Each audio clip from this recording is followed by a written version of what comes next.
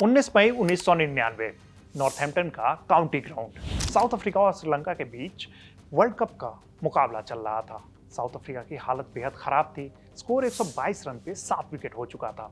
ऐसा लग रहा था कि टीम मुश्किल से 150 या 160 के आसपास पहुंच पाएगी। लेकिन क्रीज पर मौजूद था एक ऐसा बल्लेबाज जिसके हाथ में करीब 3 किलो का भारी बल्ला था। उस बल्लेबाज ने 45 गेंदों पर नाबाद 52 रनों की बेहतरीन पारी खेली। आखिरी ओवर में उन्होंने 4 गेंदों पे 18 रन बनाए और साउथ अफ्रीका को 199 रन तक पहुंचा दिया। और फिर जब बॉलिंग की बारी आई तो 3 विकेट लेकर उन्होंने टीम को आसानी से जीत दिला दी। प्लेयर का नाम अगर आप लोगों ने वो मैच देखा होगा तो अब तक समझ गए होंगे।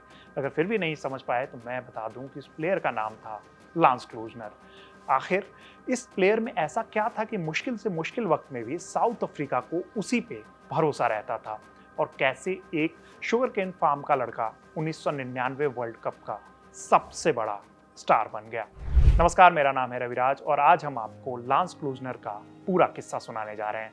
स्टोरी में आगे बढ़ने से पहले मैं आपसे एक रिक्वेस्ट करना चाहूँगा कि जिस तरीके से कमेंट बॉक्स में आप लोग सजेशंस देते रहते हैं महान प्लेयर्स का किस्सा बताने के बारे में, वैसे ही आप सजेशन दीजिए कि अगली स्टोरी किस प्लेयर के बारे में सुनाई जाए। तो स्टोरी में आगे बढ़ते हैं। 4 सितंबर 1971 डरबन, साउथ अफ्रीका। यहीं एक ऐसे लड़के का जन्म हुआ जिसकी जिंदगी में शुरुआत से क्रिकेट ही सबसे बड़ी चीज थी। उनके पिता शुगरकेन फार्म चलाते थे और क्लूजनर वहीं पे पले बढ़े। फार्म पर काम करने वाले परिवार के बच्चों के साथ वो क्रिकेट और फुटबॉल खेलते थे। उनके साथ जुलू भाषा में वो बात करते थे। आगे चलकर यही वजह थी कि साथी प्लेयर्स ने उन्हें प्यार से जुलू कहना शुरू कर दिया। स्कूल में भी क्रिकेट के लिए उनका सफर बहुत खास नहीं था। डरबन हाई स्कूल की फर्स्ट टीम में उन्हें जगह अपनी आखिरी साल में मिली, यानी कि जब वो स्कूल कंप्लीट करने वाले थे तब जाके उन्हें टीम में जगह मिली। यानी जिस प्लेयर को कुछ साल बाद दुनिया सबसे खतरनाक ऑलराउंडर के तौर पर देखने वाली थी, उसका क्रिकेट करियर बहुत देर से चमकना शुरू हुआ। स्कूल के बाद क्लूजनर ने मिलिट्री सर्विस ज्वाइन की। वो 1 साल की जगह 3 साल तक वहां रहे। इसके पीछे की वजह ये थी कि उस समय उनके पास उससे बेहतर करने के लिए कोई और काम नहीं था। लेकिन इसी दौरान उनकी फिटनेस और गेंदबाजी पर काफी काम हुआ। इसके बाद नेटल के मैनेजर डेनिस कार्लस्टन की नजर उन पर गई। उन्होंने क्लूजनर को नेट्स में बुलाया। यही उनकी मुलाकात वेस्टइंडीज के महान गेंदबाज मैल्कम मार्शल से हुई। मार्शल उस समय नेटल के साथ खेल रहे थे और उन्होंने क्लूजनर के अग्रेशन को तुरंत ही पहचान लिया। उन्होंने उन्हें अपनी स्वाभाविक शैली बदलने की बजाय उसी को मजबूत करने की सलाह दी, यानी कि अग्रेशन जो है उसी के साथ काम करने की सलाह दी।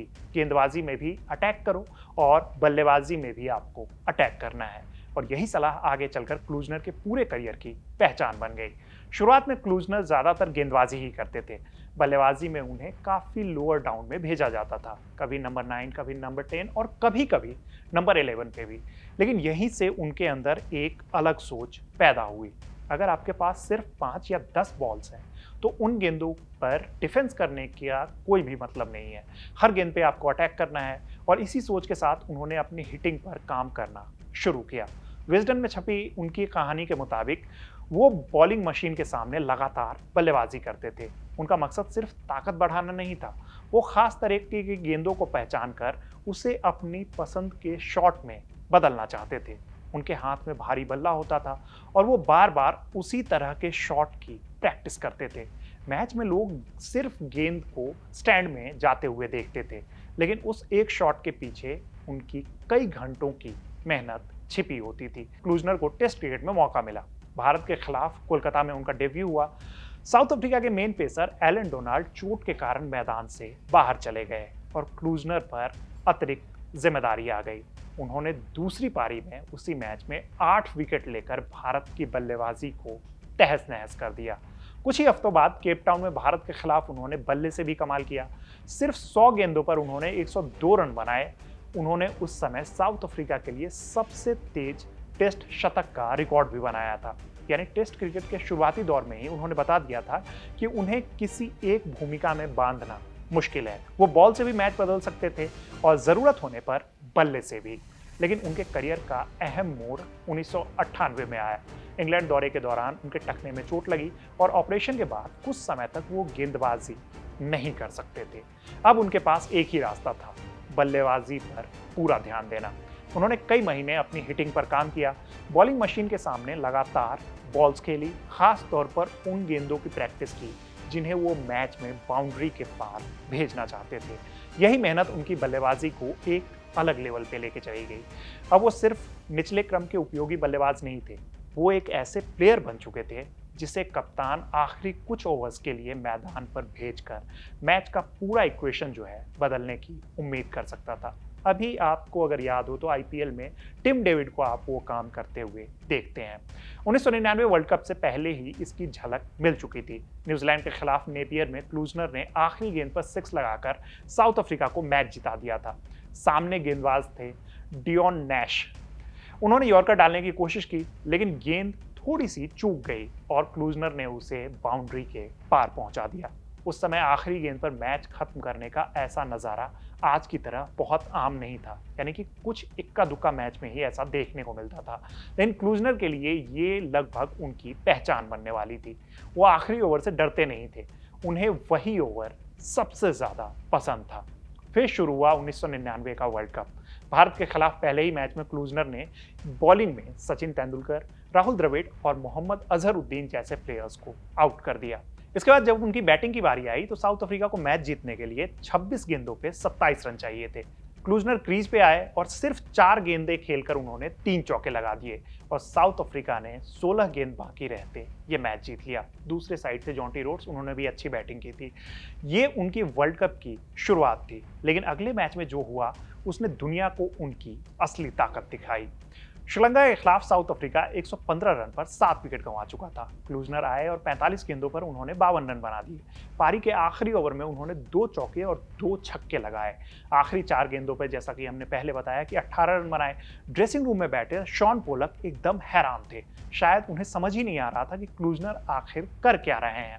इसके बाद गेंदबाजी में भी उन्होंने 3 विकेट लिए, यानी एक ही मैच में पहले बैटिंग से मैच बदला और फिर बॉल से भी। इंग्लैंड के खिलाफ क्लूजनर ने 40 गेंदों पर 48 रन बनाए और फिर 6 ओवर में सिर्फ 16 रन देकर इंग्लैंड के बैटर्स को उन्होंने रोके रखा। लेकिन केनिया के खिलाफ उनका बेस्ट बॉलिंग परफॉर्मेंस आया। केनिया की टीम उस मैच में 2 विकेट खोकर 80 रन बना चुकी थी। क्लूजनर ने उस दौरान गेंद संभाली और सिर्फ 21 रन देकर उन्होंने 5 विकेट ले लिए।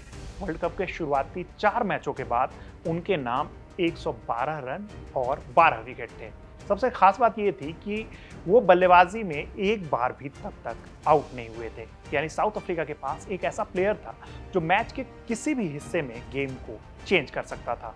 फिर जिम्बाब्वे के खिलाफ साउथ अफ्रीका की टीम मैच हार गई। क्लूजनर ने उस मैच में भी 58 गेंदों पर 52 रन बनाए, लेकिन इस बार अकेले वो मैच नहीं बचा पाए। इसके बाद पाकिस्तान के खिलाफ सुपर 6 मैच में भी टीम की कंडीशन कुछ ज़्यादा अच्छी नहीं थी। साउथ अफ्रीका 135 रन पर 6 विकेट खो चुका था और टारगेट था 220 रनों का। क्लूजनर ने उस दौरान 41 गेंदों पे 46 रन बनाए और टीम को 1 ओवर बाकी रहते जीत दिला दी। इसी मैच को लेकर एलन डोनाल्ड ने बाद में एक मजेदार किस्सा बताया था। बल्लेबाजी के लिए जाने से पहले क्लूजनर ने उनसे कहा था कि शैंपेन की एक ठंडी बोतल हमारे लिए आप रखे रहना। उन्हें भरोसा था कि वो वापस जीत के साथ आएंगे और एक बार फिर उन्होंने वही काम किया था। अब बारी थी ऑस्ट्रेलिया की। सुपर 6 मुकाबले में क्लूजनर ने 21 गेंदों पे 36 रन बनाए और 1 विकेट भी लिया। लेकिन मैच की सबसे चर्चित घटना हर्शल गिब्स का स्टीव वॉ का कैच टपकाना था। वॉ ने बाद में 120 रन बनाकर ऑस्ट्रेलिया को मैच जिता दिया। इसके बाद दोनों टीमें फिर से मिली। इस बार वर्ल्ड कप का सेमीफाइनल था।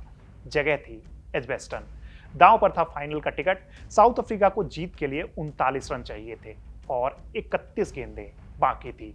क्लूजनर ने आते ही प्रेशर कम कर दिया और 16 गेंदों पर 31 रन बना दिए।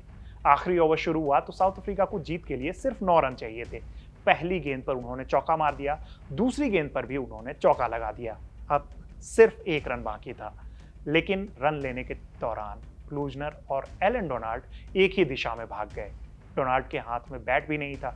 ऑस्ट्रेलिया ने उन्हें रन आउट कर दिया। मैच टाई हो गया और बेहतर सुपर 6 रिकॉर्ड की वजह से ऑस्ट्रेलिया फाइनल में पहुंच गया।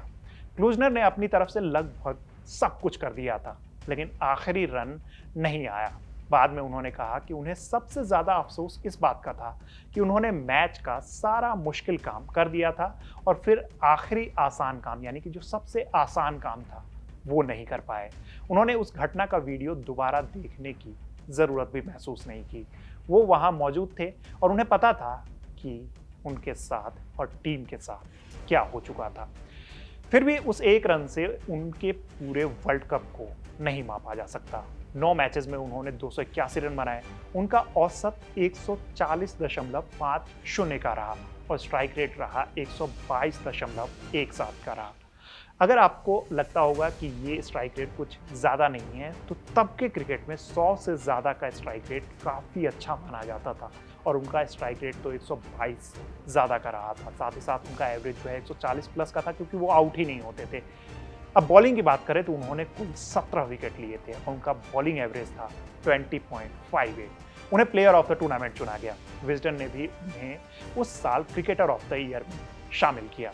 साउथ अफ्रीका के तब के कोच बॉब वुलमर ने कहा था कि टीम के बाकी प्लेयर 100% देते हैं, लेकिन ये एक ऐसा प्लेयर है जो 110% हर मैच में देते हैं और यही उनकी सबसे बड़ी पहचान थी। मुश्किल मैच हो, कम बॉल्स हो या फिर आखिरी ओवर का प्रेशर हो, वो कभी भी पीछे नहीं हटते थे। उसकी बजाय वो उसी प्रेशर की तरफ जाना पसंद करते थे और इसी वजह से 1999 वर्ल्ड कप खत्म होने तक एक नाम दुनिया के हर क्रिकेट फैन की जुबान पे था और ये नाम था लांस क्लूजनर का। तो ये थी लांस क्लूजनर की कहानी। ये कहानी आपको कैसी लगी हमें कमेंट बॉक्स में ज़रूर बताइएगा और जैसा कि मैंने आपसे रिक्वेस्ट किया कि आप और भी प्लेयर्स के बारे में सजेशन देते रहिए। मेरा नाम है रविराज और इस वीडियो को शूट किया है विमल जी ने। देखते रहिए कड़क। धन्यवाद।